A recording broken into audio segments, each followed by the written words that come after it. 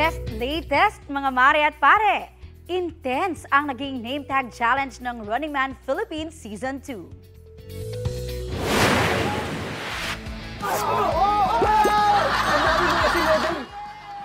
First ripper sa winter edition si Miguel Tan Felix na naisahan si Kapitan Micael Daes.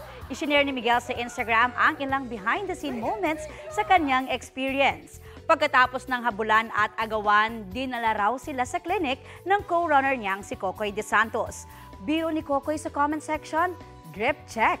Napapanood ang Running Man Philippines Season 2 tuwing Sabado at Linggo, 7:15 p.m. sa GMA.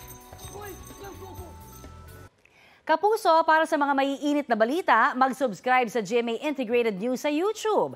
Sa mga kapuso naman abroad, subaybayan nyo kami sa GMA Pinoy TV at sa www.gmanews.tv.